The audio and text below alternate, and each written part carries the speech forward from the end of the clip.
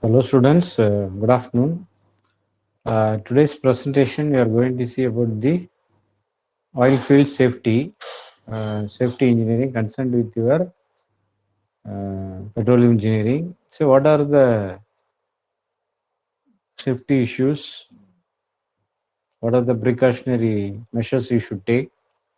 And about the OSHA standards and some other points, how we can prevent, what are the measures to prevent the safety in the onshore rigs. That is rotary drilling rig plus other factors. So let's go to the presentation.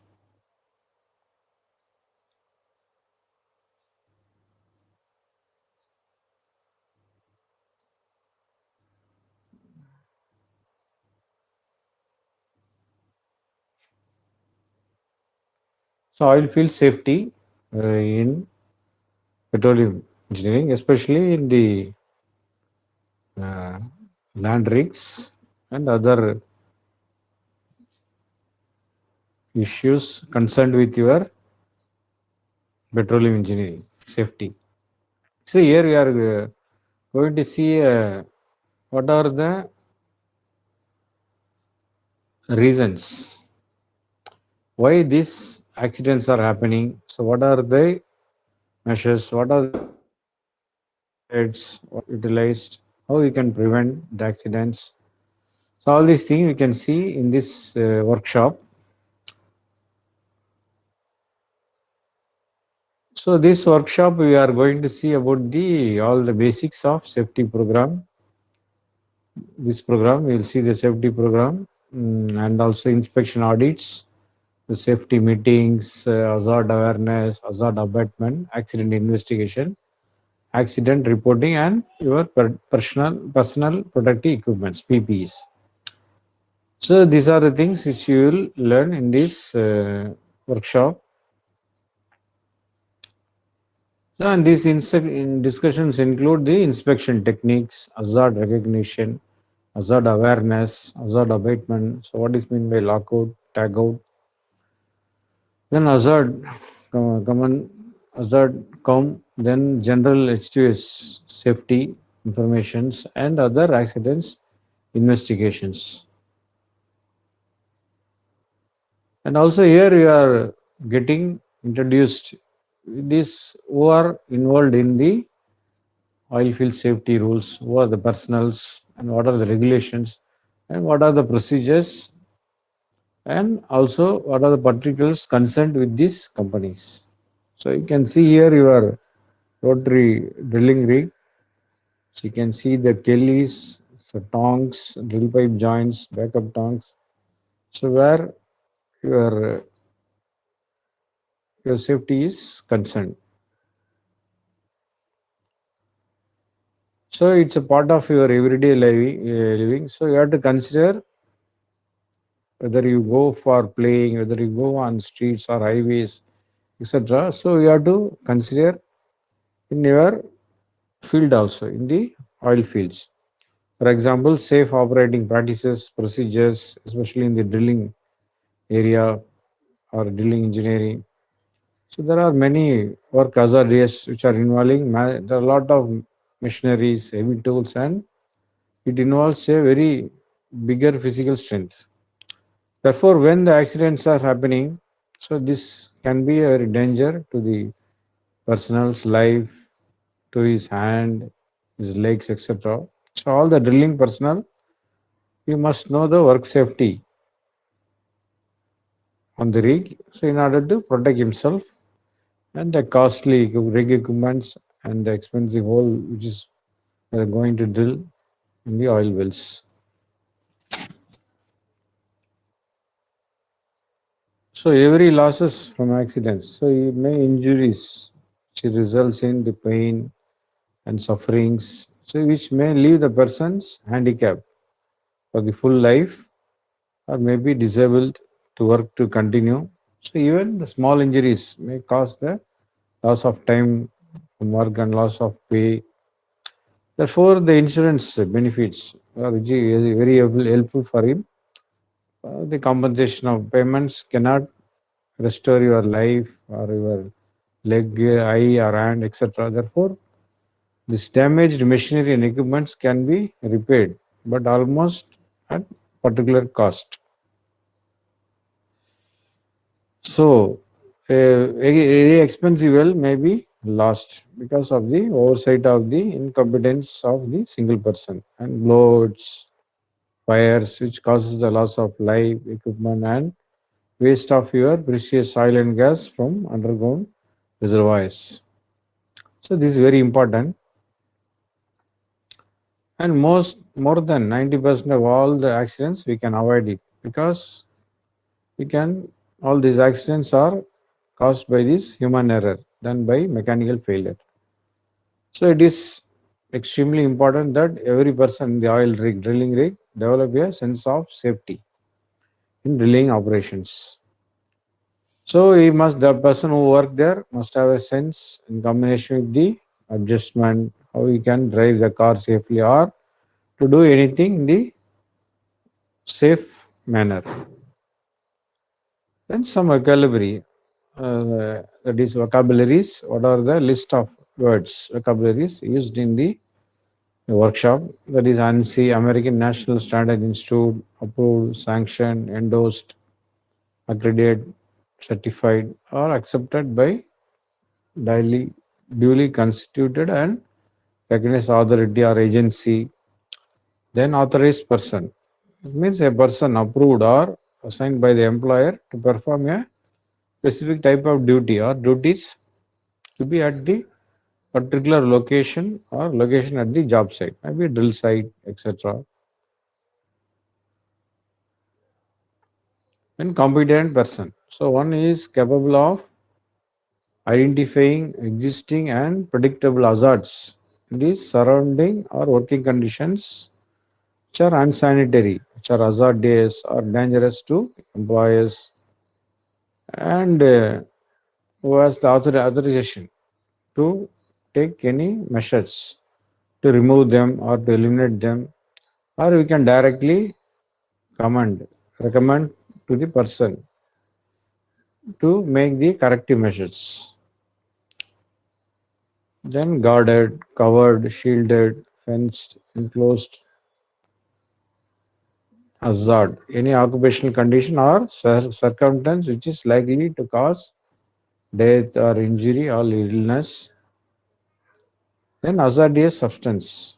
So one by reason of being explosive, flammable, poisonous, corrosive, oxidizing, irritating, or otherwise harmful is likely to cause occupational death, injury, or illness. Qualified. What is meant by qualified person? One person who possesses a recognized degree certificate, professional standings, or have extensive knowledge, training, and good experience, who can successfully demonstrate to solve the issues relevant to his subject matters, to work, or to the concerned projects. Should means recommended. Driller. So driller works directly under the tool pusher, is responsible for the work of the crew and operation of the rig. So the driller sets the pump speed and pressure and operates the drawworks and rotary and manipulates the controls to operate the rotary and drill stem to make a borehole. The crew members so must work for safety as a team. You have to use the PPE, use the proper tools. You have to learn and prevent accidents. Use tires, ladders must be utilized. So there is a OSHA violations and standards are cited. That is, employees riding the traveling blocks under OSHA 5A1. Then no Geronima line from the monkey board. That is 5A1. Then floor rolls, rig floor, ground block walk around. Then safety goggles, not clean and good in not in good repair. That is 1910.133. Then breakout tongs, wire clips, and U bolt on live end of lines. It is 5A1. Then Kelly was not secured with the chains. That is also 5A1. And V door opening not guarded. So this is sampling of OSHA violations and standards cited.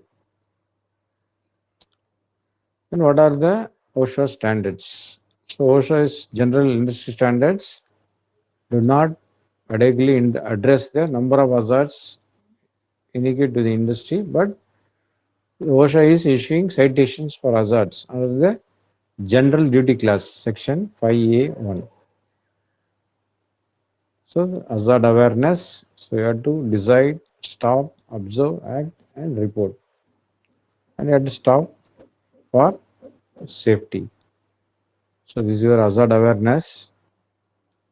Then unique hazards to the oil and gas industry. See, you can see cat heads, slipping, high pressure hoses, poor machine guarding, rotary tables, then tripping and falls, which are unique hazards.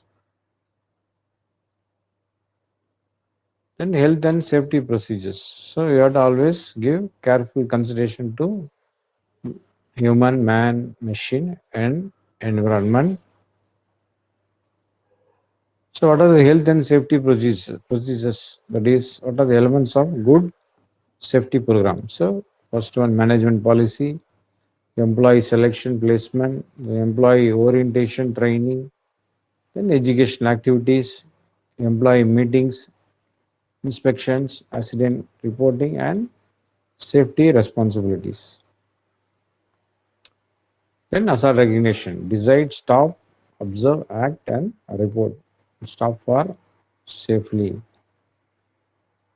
So this is a land drilling rig. If you are in the derrick man, so weather lights is approaching. So what will you do? So this is the cat head.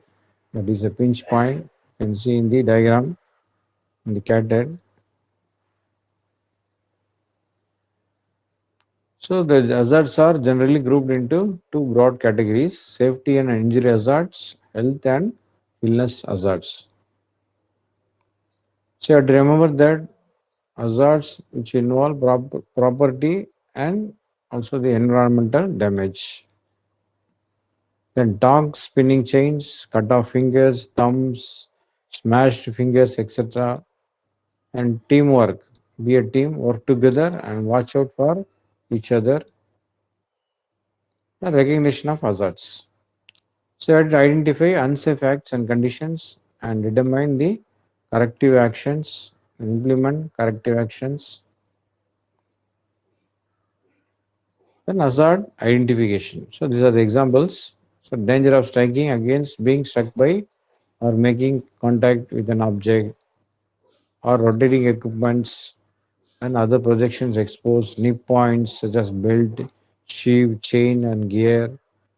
Then reciprocating moment to be caught in between and or arm contact with moving parts at the point of operations. Then material kickback or ejection from the point of operation. Machine controls are safeguarded.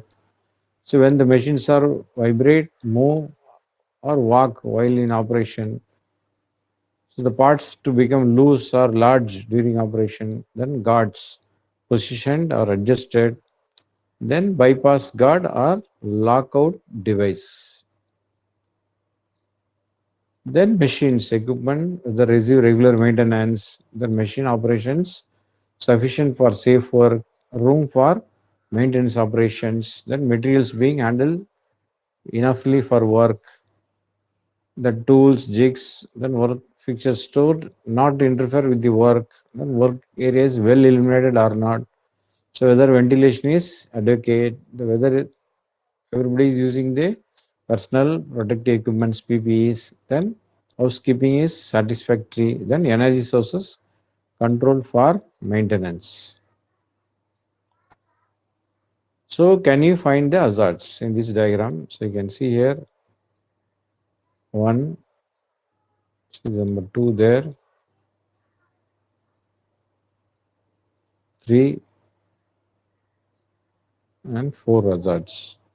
So you can find the hazards. Let's check it. So is there is a hazard. See in the cat head operations. See, you can see here he's putting his left hand.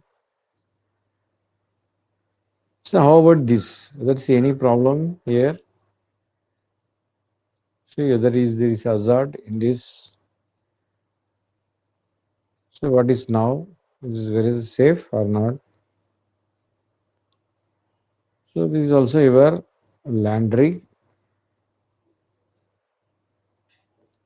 So what problem do you see with these pictures? So we can identify. You can see in the left hand side the rotary drilling table and also in the down. So there are a lot of hazards are shown and marked by numbers 1, 2, 3, 4, 5, 6 in the rotary table. You can just see in the picture.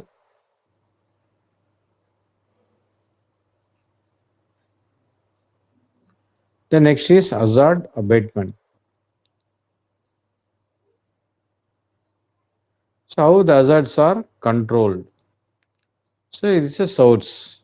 So erect a barricade between the hazard and the worker. So at the worker, so you may remove the worker from the exposure such as automated remote controls, worker rotation, providing PPE when all options have been exhausted, then monitoring the activities. Whether any new hazards and assess the effectiveness of existing controls. Then preventative and corrective measures. What are the implementation of control measures?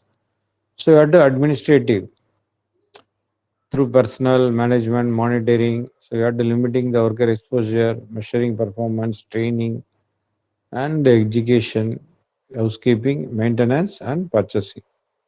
Concerned with engineering, isolation of source, lockout procedure, design, process or procedural changes, monitoring and warning equipment, chemical or material substitution, then PPEs, personal protective equipments, body protection and fall protection. So general H2s, hydrogen sulfide, safety information, same, decide, stop, observe, act and report. This stop for safety. So as per rule in the USA, all the persons working in the oil field must be certified. Where there is a H2S consultation, must be complete a H2S certification course annually. So the objective is to educate employees about the physical and chemical properties, toxicity,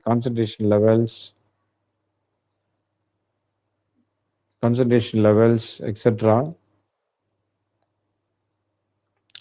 personal equipment usages, detection measures, rescue and first aid. So the best way to reduce the chance of employees expert issue is provided the best possible training, provide appropriate PPEs, and ensure employees follow the correct work procedures, rules, and requirements. Then common source of H2S. So naturally, in nature, that is oil fields, mines, volcanoes, geothermal exploration, then through decay of organic matter, fishing industry, tanneries, manure processing, municipal sewers, brewery industry, landfills, and chemical process, byproduct, catalyst, felt making, and asphalt roofing. So H2S or toxic gas exposure. Hydrogen sulfide characterized by an odor of rotten eggs, very small concentration can be very fatal. So when encountered, employees must wear approved type of mask at their work. Whether he exposed to gas in any other way. H2S or toxic gas exposure. So hydrogen sulfide is toxic, colorless, and heavier than air. It has the odor of rotten eggs initially, and frequently encountered in the production and refining of high sulfur petroleum and in natural gas. It burns with a blue flame and produces sulfur dioxide. It forms an explosive mixture with the air, and the LFL is 4.3 and the UFL is 45.5 percentage. So H2S or toxic gas exposure.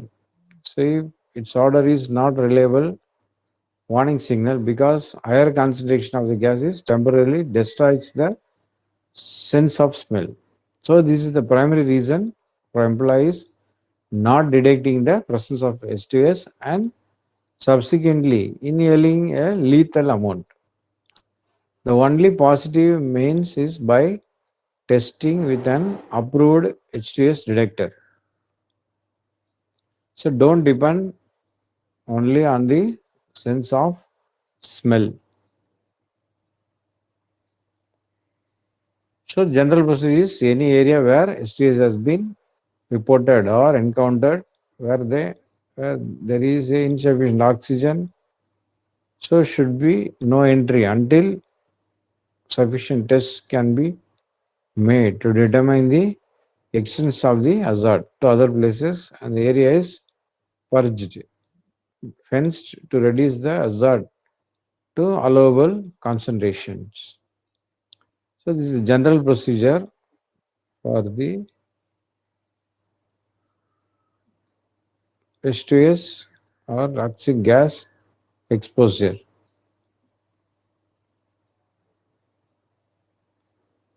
So H2S gas exposure continued. So this toxic atmospheres, the employer should require proper respiratory equipments used by the trained employees required to enter the area, and the employees required to enter the area should be wear a safety harness with the tail line for emergency retrieval and a rescue watch stationed outside of the hazard area with proper rescue equipment also needed to assist in the case of emergency. So canister type mask should not be used. So employees should be wear a self-contained SP test, SCBA. SCBA is called self-contained respirators in those atmospheres where tests indicates oxygen content less than the necessary to sustain life. So the general procedure, so all the employees should be trained periodically, refreshed, and operation of the breathing equipment available on the job site, and medical personnel should be readily available for consulting on matters on occupational health, and an emergency number should be conspicuously should be posted.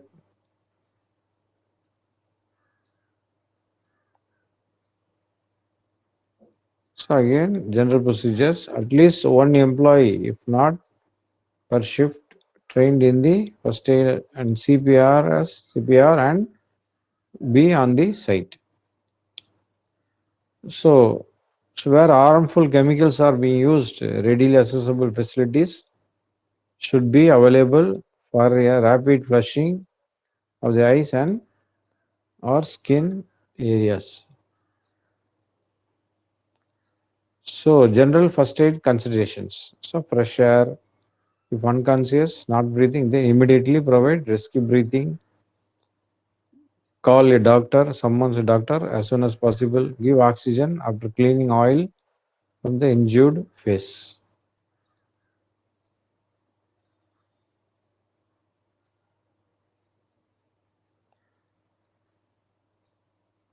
So be careful that H2S, hydrogen-sulfide, is a deadly gas and take no chances with it. Try to know the concentration of the gas is more or less in your work site. Say emergency rescue. In case of emergency, call for emergency service, put on the proper rescue personnel, protective equipments, PPEs, then locate the victims and move to safety or fresh air areas, and always move upwind or crosswind to safe areas. Then administer rescue breathing or CPR if necessary, and seek medical attention immediately. So, what is the meaning of lockout, tagout? The control of hazardous energy. So, lockout, tagout procedures for your safety. So, they are designed to prevent accidents, injuries caused by the accidental release of energy. So, these procedures prevent workers from being accidentally exposed to injuries, even life threatening situations with energized equipments. Then OSHA, the Occupational Safety and Health Administration, is regulates the lockout tagout through the control of hazardous energy standard found at 29 CFR 1910.147. Oil Occupational Safety and Health Administration. So before it events effective in 1984, OSHA estimate the failure to control the hazardous energy sources cause 10% of serious industrial accidents, 33,000 lost work days each year, and loss of about 140 lives each year. And scope and application. So in the industry, it covering the servicing, maintenance of machines, equipments. In this unexpected startup or release of stored energy could cause injury to the employees. So this standard does not apply in the following situations. That is, while servicing or maintaining the cord and plug connected electrical equipments. Then normal production operations. The lockout tagout rule may apply during normal operation in some instances, such as lubricating, cleaning, and jamming the production equipment takes place during production. So employees performing the servicings are covered by lockout tagout when any of the following conditions happening. That is, employee must either remove or bypass machine guards or other safety devices, and the employee is required to place any part of his or her body in contact with the point of operation of the operational machine or piece of equipment. Then the employee is required to place any part of his or her body into the danger zone associated with a machine operating the cycle. So in these situations, the equipment must be de-energized or locks or tags must be applied to the energy isolation devices. So what is lockout? The process of preventing the flow of energy from a power source to the piece of equipment and keeping it from operating. That is lockout. So it is accomplished by installing the lockout device at the power source so that equipment powered by the source cannot be operated. What is tag out? So the placement of a tag on the power source.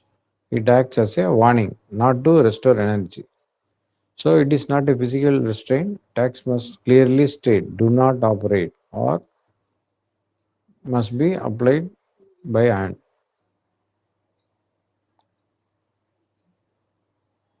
Then energy isolating device.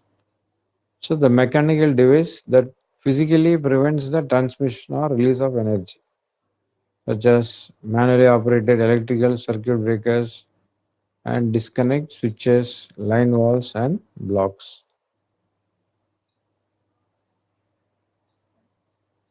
Then other energy isolating devices guards against accidental machine or equipment startup or the unexpected or re-energizing of equipment during servicing or maintenance.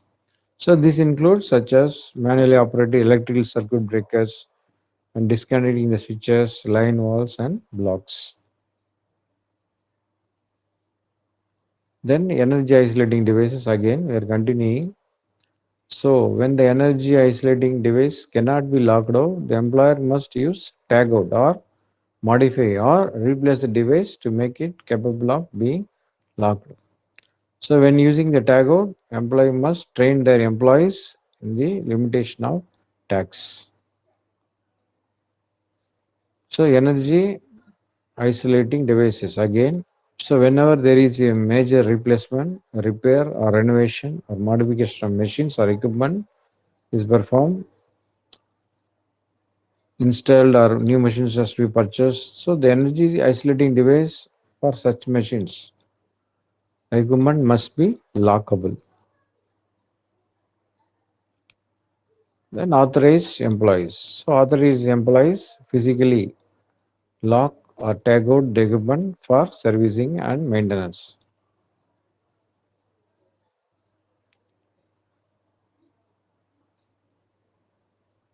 So affected employees. So those workers whose jobs requires from them to operate subject to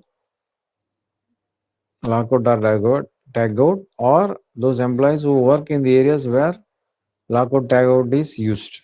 So your employer will inform you if you are an affected employee. So if you are an affected employee becomes an authorized employee whenever he performs servicing or maintenance function on the machines or equipment that must be locked or tagged.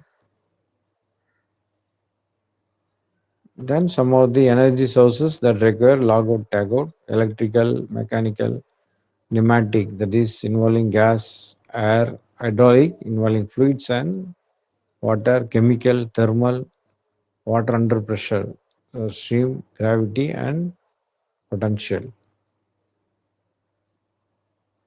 So employee training. So the employer must provide effective initial training and retraining as necessary and must certify such training as given to all the employees covered by standard, and the certification must contain each employee's name and date of training. So the employee training must be authorized program and must cover at a minimum the following areas: the details about the type, magnitude of the hazardous energy sources present in the workplace, the methods and means how they can necessarily isolate and control the energy sources, and elements of the energy control procedures. Then affected employees and other employees need only to be recognized when the control procedure is being implemented, and number two, understand the purpose of procedures and the importance of not attempting to start up or use equipment that has been locked or tagged out. And this energy training program must ensure that all employees understand the purposes, functions, and restrictions of the energy control program, and that the authorized employees possesses the knowledge and skills necessary for safe applications, use, and removal of energy controls. So retraining also must be provided when there is a change in job assignments or change in machines, equipment or processor, present the new hazard or change in the energy control procedures. So that's why retraining must be provided. Then additional retraining also be conducted when there is a periodic inspection reveals.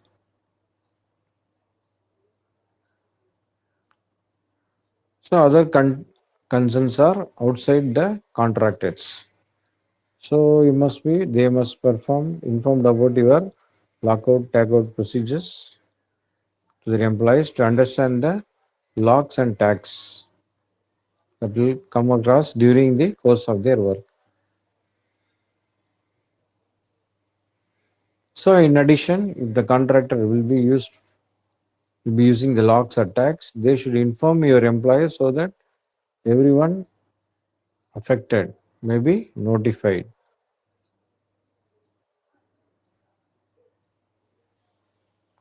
Then shift and personal changes. In general, if a piece of equipment is logged out at shift change, the person on the next shift should apply his air log before the employee who is leaving can remove his lock. And other concerns. So group logout tagouts. That procedure also more effective that provided by utilizing a personal lockout tagout device. So your employer can assign one person primarily responsible for the group servicing or maintenance operations. So this person will verify the shutdown, isolation, application of member lockout, tagout devices, completion of group member job assignments before the removal of tagout, lockout devices, etc. So decide, stop, observe, act, and report. So this is your hazard communication.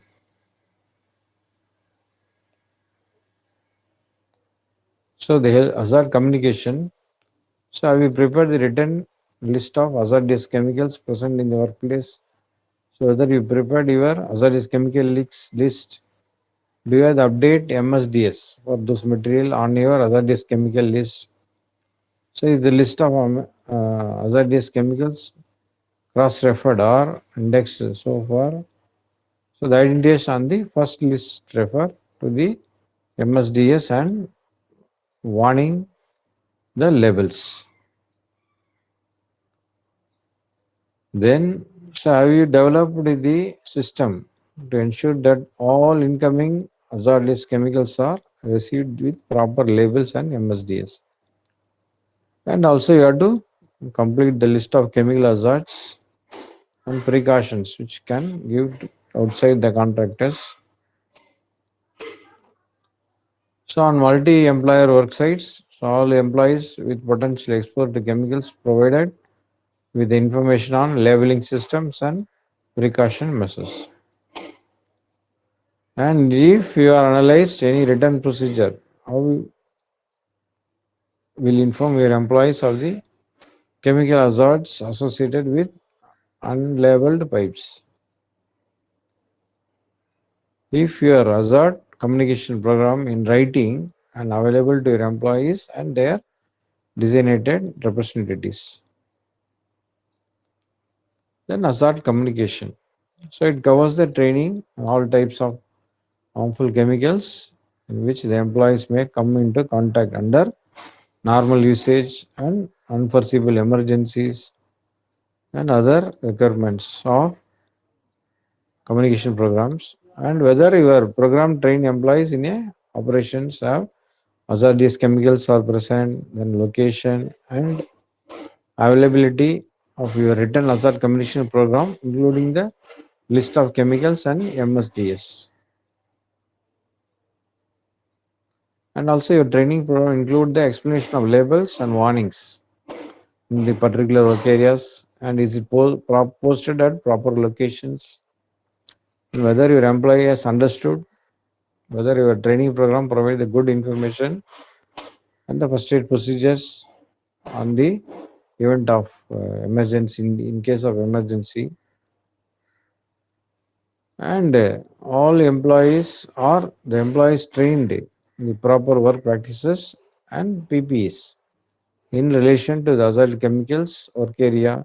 Does the training of like this the explanation of the labeling system and MSDS or not? Have you worked a system to ensure the new vocabulary, sorry, new employees are trained, and do you use the references in the standard apprentices to the hazard communication standards 29 CFR 1910 and to evaluate new chemicals in the question. Then, have you developed a system with purchasing or other staff will make the additional training? And do you have a system to ensure the current MSDS in the working areas where the chemicals are utilized? And if you become aware of the new hazards relating to the chemical use, do you have a system or informing employees? Then, what are the inspection points in the administrative? So, whether your job safety rules has been established, the monthly safety meetings are completed, and the daily tailgate safety briefings are completed in the field site. Our employees required to attend producer customer sponsored safety meetings. Is hydrogen sulfide training completed annually? Is the rig equipped with fixed hydrogen sulfide monitor and audible alarms? And thus the procedure call for the SCB units to be placed diagonally outside the wires of the rig. In each rig or doghouse equipped with the windsock and appropriate warning signs. And hazard communication program is in place and MSDS are maintained. Then logout, tagout procedures established and utilized or not. Whether weekly rig safety inspection are completed or documented, etc. And each rig equipment is with multiple ACB units and fire extinguishers are enough or not. So these are all to be understood. And fall protection requirements are established or training completed. Rescue procedures established to address the dairy climbing activities. And is the workover rig and its component inspected annually by a certified vendor? Is a first aid kit provided in the doghouse or not? And is the hydrogen sulfide monitor calibrated on monthly basis? Is CPR and first aid training are completed or not? Then, so this is where you can see here the PPEs,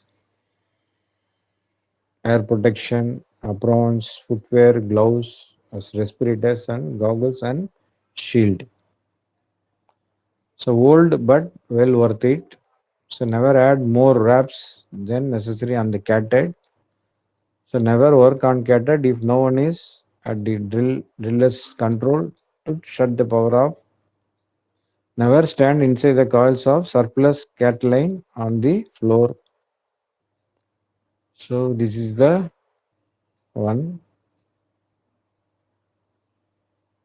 So think if you don't, it will happen for your hands. Then what is he standing on? Why is he tied off? What do you think would happen if he falls? If he fails, falls from the hook and the gooseneck position. See, you can see the gooseneck and hook is doing some service. So, what do you think if he falls from the top? So, OSHA requires a certain PPE based on the hazard employees are exposed to, and also the OSHA requires training for employees in the proper selection, use, and maintenance of PPE. So, after this training session, you should have any question regarding the PP, so you have to contact your supervisor. So PPEs should not be used as substitute for engineering or work practice or administrative controls. PP should be used in conjunction with these controls to provide for employee safety and health in the workplace. And personal protective equipment should include all clothing and other work accessories designed to create barrier against workplace hazards. Then selection of proper personal protective equipment for a job is very important.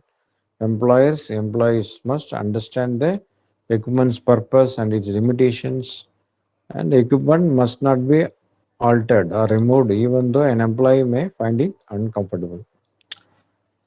So these are regarding the PPEs and basic element of any management program for PPE should be an in-depth evaluation of the equipment needed to protect against the hazards at the workplace. So you have to train the employees on the protective limitation of PPEs and its proper use and maintenance. So when you use the PPEs, it requires the hazard awareness and training on the part of the user. So the employee must aware that equipment does not eliminate the hazard. If the equipment fails, exposure will occur, of course. And to reduce the possibility of failure, equipment must be properly fitted, maintained in a clean and serviceable condition. So this discussion is about the type of equipment which are mostly used in the protection of head, including eyes, eyes, torso, arms, hands, and feet. So the use of equipment to protect against the life-threatening hazards also will be discussed. So information on respiratory protective equipment also found in the title CFR Part 1910.134 of the OSHA regulations and the training. So before doing work, recurring use of PPEs, employee must be trained to know when this PPE is necessary, what type is necessary, how is to be wear, and what are the limitations, and how we can take the proper care and maintenance and for useful for life and disposal. So the employees are required to certify in writing that training has been carried out, and the employees must understand it. So each written certification contain the name of the employee trained and the dates of training and identify the subject of certification. So this happens on daily basis. You can see there in the picture. If it is your hand, then think again. Don't play. You cannot play with your kids on a computer or drive. So think about the safety. So next is your eye protection comes in different types. So your goggles are designed for solid or liquid hazards that are airborne and a quality there is a greater contact with near the eye. So eye protection goggles. Then eye protection hazards. So for example, ultraviolet light can cause permanent damage to the vision, including a physical contact with the eye.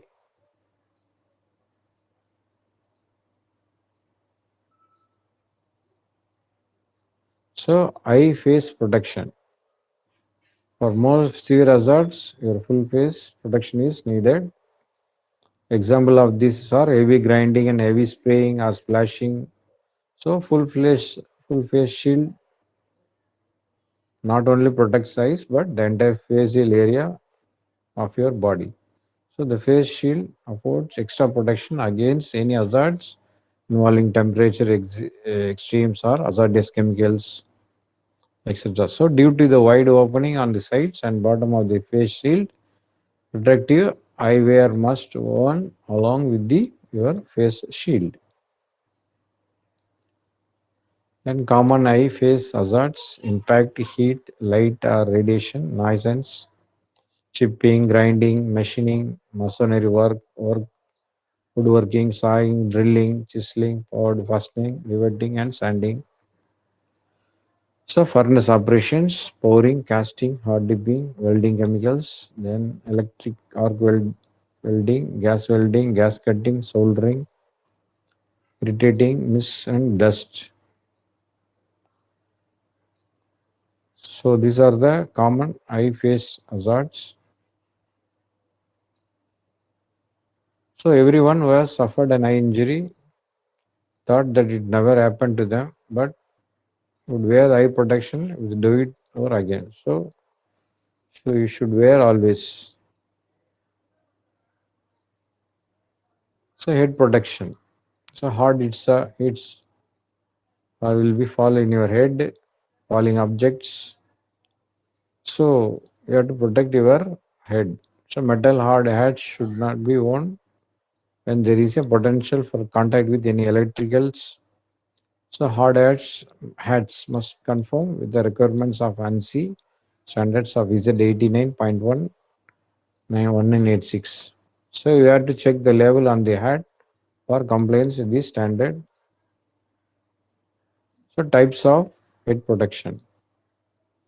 So class A helmets, class B helmets, then class C helmets. Class C helmets for impact penetration, electrical protection from low voltage conductors, and class B helmets for impact penetration and electrical protection from high voltage conductors. Then class C helmets for penetration hazards only. So it's usually made of aluminum, which conducts electricity and should not be worn around electrical hazards. Then foot protection. So you have to wear the proper footwear. Can afford some level of protection for the foot and toes. This rubber boots are protect the feet against chemical hazards. So for chemical hazards, check with your MSDS data sheet. Then footwear should also be selected based on the protection from the walking or working surface. Construction sites with nails or rough terrain, including sharp rocks, will require shoes or boots, puncture resistant soles, etc. Then hazardous condition requiring foot protection again impact, compression, puncture, and chemical.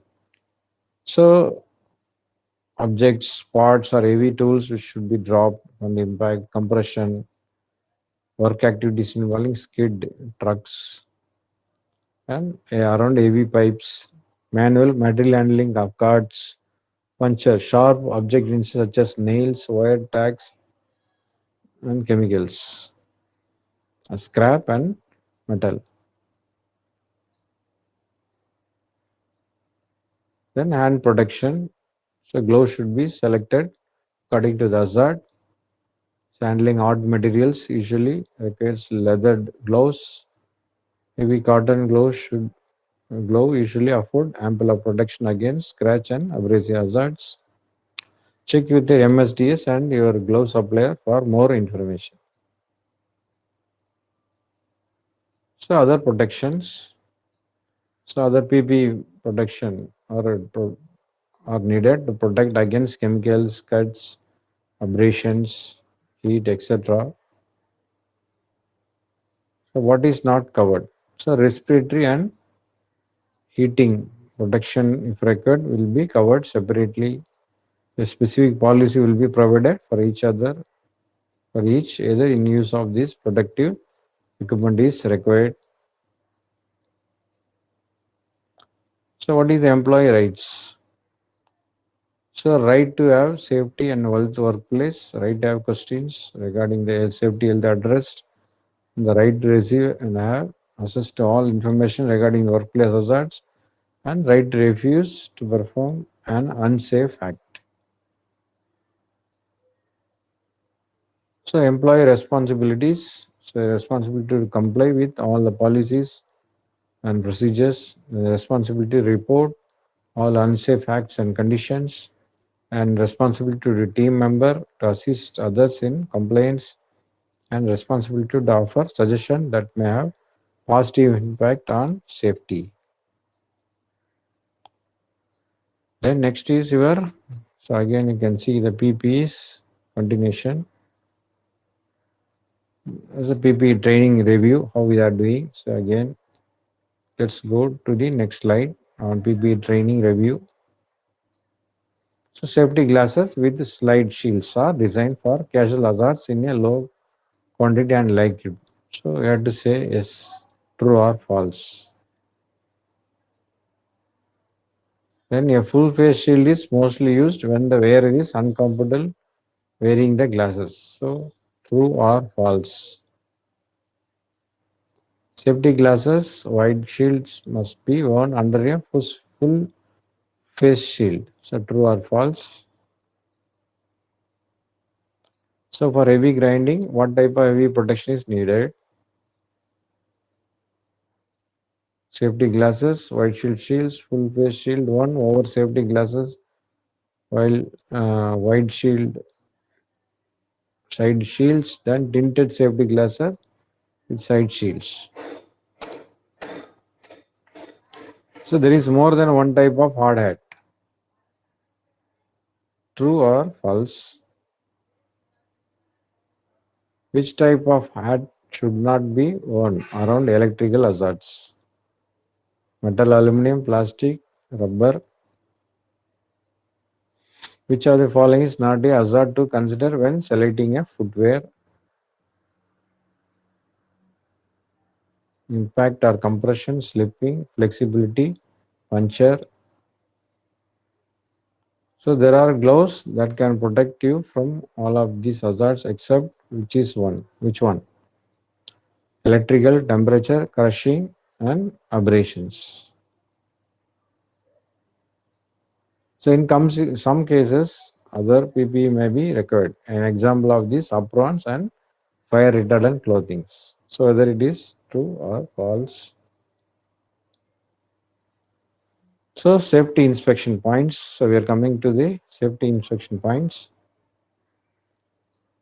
So inspection reasoning.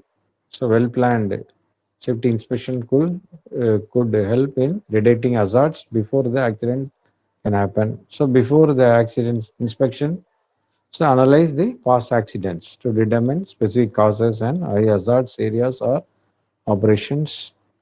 And both unsafe conditions and unsafe acts are contributing factors in most industrial accidents. And an unsafe condition, in addition to being a direct cause of accident itself, it requires some suggestions. So this is regarding briefing of your inspection reasoning. So why you need the inspection? So removing hazards increases the operating efficiency because safety inspection of all facility equipments allows you to detect or identify unsafe conditions or hazards and initiate the corrective actions as soon as possible and control the hazards on an ongoing basis. Therefore, inspection should be conducted on ongoing basis without interruption. Then what are the necessities? Management must allocate enough time and resources to perform the surveys, and each location should develop and maintain an inspection checklist specific to their operation, and list should be developed utilizing a general inspection checklist and evaluated and updated with hazards that are identified during the inspections and other pertinent data as it required. So, so you got everything. Each checklist should indicate the location, a specific site areas surveyed, name of the title of the inspector, the date of inspection, and corrective action taken for identified hazards or violations. So the inspection record will be used in trend analysis and record keeping. So a must, what is a must? Employee must be notified of hazards that pose an immediate threat of physical harm or property damage. Then informed of measures or steps that will taken to eliminate, correct to or control the hazards. So inspection points. So just let's now see what are the inspection points. Rig cabin clean, free of loose materials. Is the rig properly guided? Has the appropriate distance 10 inches been maintained? Overhead power lines or guards are in place on all moving parts of the motor. Drawworks, accessory equipment such as reverse drilling units, BOP, mud pumps, etc. All are guard rails provided around the rig floor and the heights exceeded 6 inches, or the access stairs are equipped with handrail system, or the power tongs are in good condition. Is a counterweight climbing device provided with fully body harness or not? Is the derrick man tied off 100% of the time when working from the rod basket and tubing platform? Is an emergency escape line Geronimo is provided for the derrick man equipped with a functional handbrake or not, and is the emergency escape line enough, secured or fixed at an appropriate angle? All all the hand tools like rod wrenches, pipe wrenches are maintained in good condition or not? And is the rig equipped with functional hydrogen sulfide monitor? Is the monitor calibrated as outlined by the manufacturer? And the ACB units provided postponed outside or opposite guy wise of the rig, or all the fire extinguishers provided and positioned outside opposite guy wires of the rig or not. So you have to check everything, inspection points. So all the employees is required to utilize the specified appropriate Ppes like hard hats, eye protection, gloves, steel toe boots, fall protection, etc. Hydrogen sulfide monitors. Is the dog house is in good condition, and all emergency numbers are posted in the dog house or not, or material safety data sheets MSDS maintained in the dog house or not. Is the dog house equipped with a phone or radio for emergency purposes? So then finally the accidents reporting, our today's workshop. So accident reporting. So what happens when there is a accident? How the accident reports are made. So fatality, doctor, city, state address, after hours, office notification, ambulance, phone number, blood, cell phone number, so 911 or whatever it is, news media report. So this is your our accident reporting schematic. So accident reporting procedures includes first one is the life threatening situation, then the nearest room for medical attention. A doctor we use is the example given is in Australia. So notify the main office number. Then B, non-life threatening means notify your supervisor, call and make the arrangements with your company doctor. Then assist your supervisor with details. First report injury. Then all the accidents must be reported and investigated. So it's your responsibility to report all accidents and incidents without regard to severity. Then first aid procedures. So all the emergency phone numbers, safety coordinator telephone, poison control, first aid, fire department telephone, ambulance, police number, medical clinic, and clinical address. Where is your clinical is located? Then emergency medical treatment. So if you sustain a severe injury regarding emergency treatment, so call for help and seek assistance from co-worker. Use the emergency telephone numbers and section posters next to the telephone in your work area to request assistance and transport to the local hospital, emergency room or clinic, and provide details for the completion of the accident investigation report, etc. So non-emergency medical treatment. So here non-emergency work-related injuries requires professional medical assistance. Management must first authorize the treatment, inform your supervisor, then proceed to the posted medical facility. Yes, your supervisor will assist with transportation if necessary and provide the details of the completion of the accident and investigation report should be made. Then minor first aid treatment. So if you sustain injury involved in accident, minor first aid treatment. So again, inform your supervisor, administer first aid treatment to the injury or wound in the hand or leg. If the first aid kit is used, indicate the usage on the accident investigation report. Then number four, assess to the first aid kit.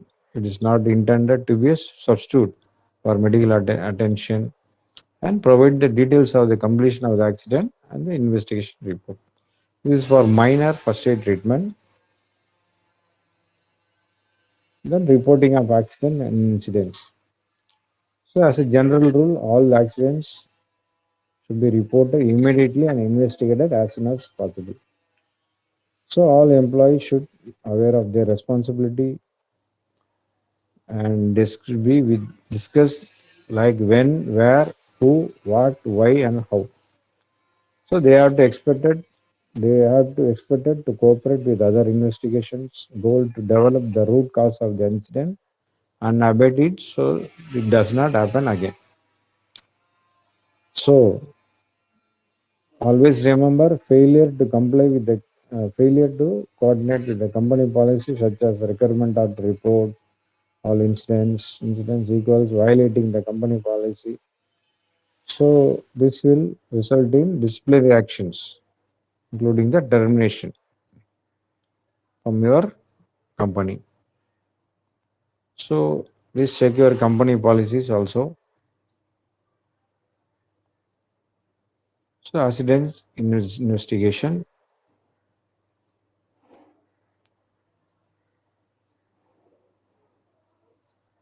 So accidents don't just happen, so they are caused.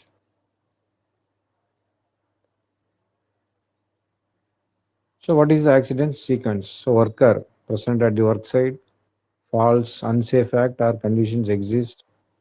What are the cause? Unsafe act or conditions occurs, accidents result, frequency and severity. So accidents are caused by unsafe acts and unsafe conditions. So what causes injuries?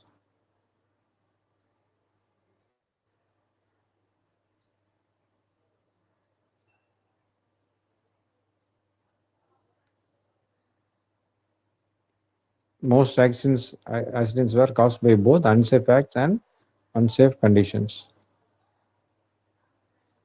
So unsafe condition is hazard. It's a physical condition or circumstance that permits or likely to cause an accident. So unsafe act, work practice. So any violation, accepted normal or correct procedure or practice. So accident investigation. So when the accidents an unplanned, undecided event, not necessarily resulting injury, but damaging the property and interpreting the activity in the process. So with proper hazard identification, evaluation and management command and support, preventive and corrective procedures, monitoring, evaluation, training, unwanted events can be prevented.